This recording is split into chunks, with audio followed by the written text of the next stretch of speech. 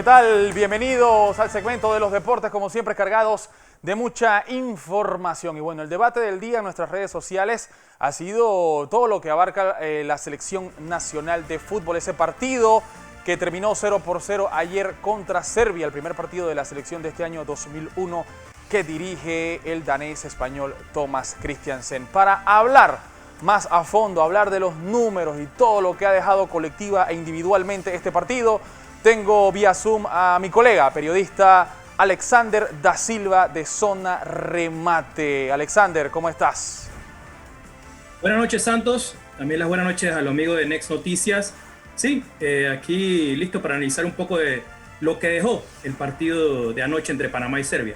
Así es, bueno, Alexander, tenemos que comenzar diciendo de que esto no era lo que estaba planeado. Primero se tenía un partido contra las islas, Martinica, Guadalupe, eso se cayó. Luego, una semana antes del compromiso contra Serbia es que se confirma el mismo. La burbuja se había separado, luego la retoman el lunes pasado para jugar el día jueves. Un 0-0 y tenemos que comenzar diciendo, Alexander, que el partido fue bastante malo. Sí, fue un partido donde hay que reconocer que a Panamá le costó mucho salir jugando. El mismo entrenador Thomas Christiansen lo confirma al final del partido en la conferencia de prensa de que vio un Panamá desordenado, un Panamá que le costaba salir jugando, que no vio su idea, que inclusive él llega a pensar que no sé si le está costando transmitirle su idea a los jugadores y eso es muy preocupante. Una Panamá que todavía cuesta verle ese juego europeo que tanto se pregonó, ¿no? Es cierto, se empata ante un equipo de Serbia que viene con sus jugadores de la liga local, pero seguimos con la mala racha, Santos, de 366 minutos sin anotar gol en el estadio Rommel Fernández. Nos remontamos hasta noviembre del 2018 cuando marcamos nuestro último gol ante Ecuador. Y para eso también tenemos que decir que son 7 partidos consecutivos sin ganar en casa. Y tú lo sabes bien, Santoscano, que en las eliminatorias hay que ganar como local si queremos soñar con Qatar. Sí, y más teniendo en cuenta que esta primera ronda eliminatoria es a un solo partido. Y solo pasa uno. Y solo pasa uno, exactamente. Vamos, Alexander, vamos a hacer un breve repaso de lo que fue línea por línea el equipo. ¿Qué números manejas colectiva e individualmente? Bueno, el tema de la portería, creo que hay poco que analizar. Hay que decir que Luis Manota Mejía, el equipo serbio nunca disparó a portería. Ellos tuvieron un total de 4 remates, pero todos fueron desviados. Ojo, eso no quiere decir que Serbia no causó peligro, porque hubo bastantes centros peligrosos, pero nunca tuvo un remate dirección a portería. En la línea de defensa creo que los centrales es el punto más alto de Panamá. Para mí el mejor jugador de Panamá en el partido fue Roderick Miller. Sus recuperaciones lo dicen, lideró a Panamá con 14 recuperaciones. Se mostró el exjugador del San Francisco, el defensor Miller, demostró esa categoría, creo que se le vio esa chapa de jugador de selección, y él junto a Ramos fueron los dos jugadores con más recuperaciones. Giovanni Ramos del CAI tuvo 10 recuperaciones. Ya un punto más bajo es los laterales. Creo que Francisco Vence y el mismo Francisco Palacios no subieron lo que se espera, porque si repasamos esta era de Thomas Christiansen, Panamá tiene un total de 4 goles en sus 5 partidos, y de esos 4 goles, 2 son producto de llegadas del lateral con centro de Alejandro Yerbut, que no jugó. Entonces, en el sistema de Yerbut, del técnico Christiansen, él requiere que los laterales suban mucho, que causen peligro, y eso no se vio, por lo menos en la línea defensiva. Ya si subimos un poco en la línea de volantes, lo de Víctor Griffith y Misael Acosta creo que regular. Yo sí espero un poco más de Griffith, ya que había tenido buenos partidos ante Costa Rica. El exjugador del Tauro tuvo 7 recuperaciones, pero no participó mucho de la construcción de juego. Ya sigamos a los costados, donde miramos a César Yanis, un partido también algo regular, no causó mucho peligro, un centro de repente en el primer tiempo. Gasper Murillo creo que se vio mejor cuando fue al centro. Y arriba creo que lo de Catuy lo intentó, fue uno de los jugadores con más remates a portería, con 4, pero sin dirección al mismo arco. Y luego le Ismael Díaz, que sí, sabemos que es un jugador diferente, es un jugador muy querido por la afición, viene de lesiones, prácticamente no jugaba con la selección de Panamá desde el partido de Rusia, pero sí tuvo muchas pérdidas, fue el jugador de Panamá con más pérdidas de balones, 16 pérdidas de pelota en esos 70 minutos que jugó Ismael. Creo que quiso hacer siempre una de más. Obviamente cuando la toca se ve que el equipo de muestra algo de peligro, pero creo que debe ir un poco intentar más juego de conjunto. No tratar de siempre hacer la jugada de PlayStation, de querer llevarse a 4 o 5. Ahí creo que pecó un poco de individualista Ismael Díaz, pero lo importante para nosotros es que poco a poco va agarrando ritmo en ese intento de ser ese jugador que todos esperamos, ¿no, Santos? Claro, y bueno, Alexander, ahora la incertidumbre, ¿no? Con esta cara que ha mostrado la selección en ese partido contra Serbia, todos se preguntan, ¿tenemos las herramientas? ¿Tendrá las herramientas Thomas Christiansen para pasar este primer escollo, esta primera ronda de eliminatorias, llegar al octagonal y clasificarse a Qatar 2022, teniendo en cuenta de que obviamente no era el equipo A el que se enfrentó a Serbia? De estos que jugaron contra Serbia, Alexander, ¿quiénes entrarían en la conversación para complementar el equipo A de Panamá? Bueno, lo primero que hay que decir es que si no pasamos esta ronda, Santos cierra en el estadio Rommel Fernández. No, sí, claro. Hay que ser claros. Panamá debe pasar esta primera fase y es cierto que en el fútbol cualquier cosa puede pasar, pero es un tema de niveles. Panamá debería superar esta primera fase teniendo a República Dominicana como el rival más complicado. ¿Qué jugadores podrían repetir? Creo que los dos arqueros, José Calderón y el mismo Manotas Mejía, van a estar en esa lista del 25 de marzo cuando enfrentemos a Barbado. Creo que Roderick Miller alza la mano. Me parece que Víctor Griffith también por las características de jugador contención. César Gianni y Romé Shibey, creo que ahí tienen una competencia para el cual de los dos puede entrar, siempre y cuando Alberto Negrito de Quintero se sume a esa lista. Y luego ya en el tema de los atacantes, tengo la duda de Ismael Díaz. Creo que necesita mucho más rodaje, por lo menos en la liga, para ver si se puede meter en esa conversación, porque creo que viniendo de la banca puede ser un jugador interesante para Panamá, pero necesita mucho más ritmo. Y básicamente los lateral, creo que meto a Alejandro Yearwood, el lateral izquierdo del Árabe Unido, como otro jugador, ya que tenemos a un Eric Davis que se va recuperando de lesión. Esos son los jugadores que yo creo que se pueden meter en la conversación, porque obviamente la mayoría van a ser de jugadores que están en el extranjero, Santos. Así es, y bueno, Alexander, hoy la Federación Panameña de Fútbol mandó dos correos importantes.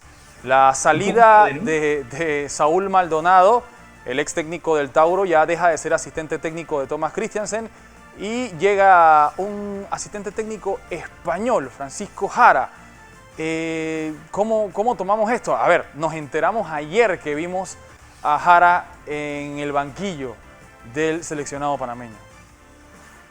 Sí, estas son las cosas que la Federación Panameña de Fútbol tiene que corregir, ¿no? Su departamento de comunicación. No puede ser que uno ve un entrenador que no conoce, lo mira en el banquillo.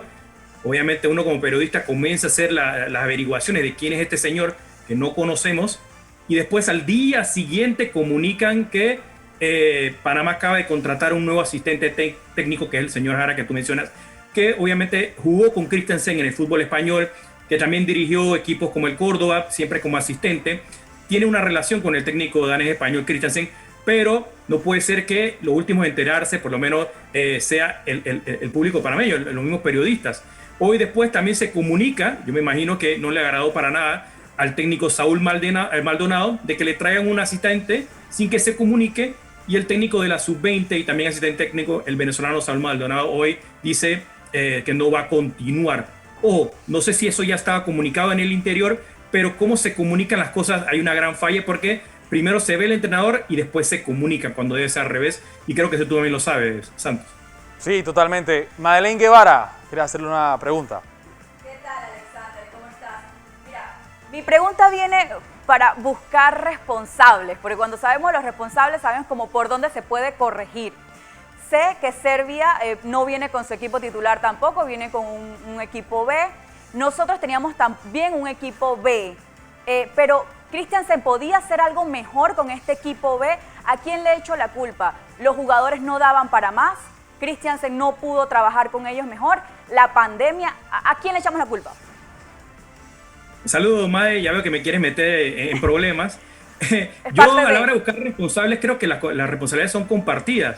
El primero es Christiansen y creo que hay que reconocer que al menos el técnico es autocrítico al final del partido en reconocer que sus ideas no están llegando a los jugadores. Ese por una parte. El siguiente parte, la responsabilidad es claro, los jugadores tienen que aprovechar estas oportunidades, especialmente porque son jugadores del plano local. No van a ser tantas las oportunidades porque sabemos que la mayoría de la convocatoria van a venir de jugar afuera.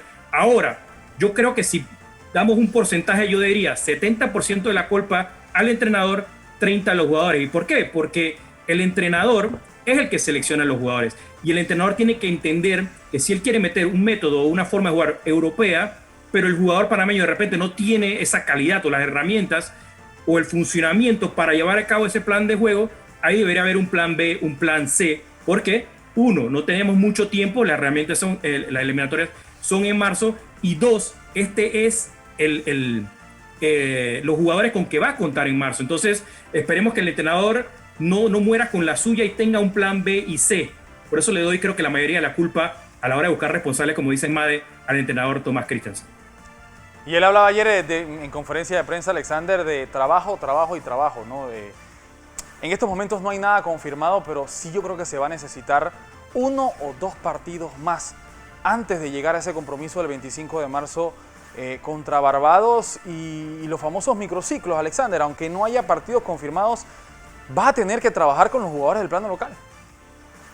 Sí, y ahí va a entrar la famosa negociación con los equipos de la Liga Panameña de Fútbol, ¿no? Porque no van a hacer fecha FIFA, a ver si prestan los jugadores o cómo se llega a ese entendimiento, pero sin duda, aquí hace falta trabajo, hay un gran porcentaje, bueno, no gran porcentaje, hay un porcentaje de jugadores del plano local que van a estar en esa lista y pueden ser importantes, el mismo caso de Yerwood, lo vimos con Roderick Miller, o sea, hay jugadores del plano local que si se da alguna lesión, pueden ser que van a tener que entrar a jugar en esos partidos de eliminatoria en marzo. Entonces, yo soy de los que mientras más trabajo, creo que más cerca vas a estar de llegar a lo que uno quiere. Entonces sí, yo estoy totalmente a favor de los microciclos y tratar de negociar un amistoso ante un rival caribeño fuera formidable, pese a que tú y yo sabemos que va a ser complicado por temas de pandemia y el tema de fronteras que se pueden estar cerrando, sobre todo en estos países caribeños, ¿no?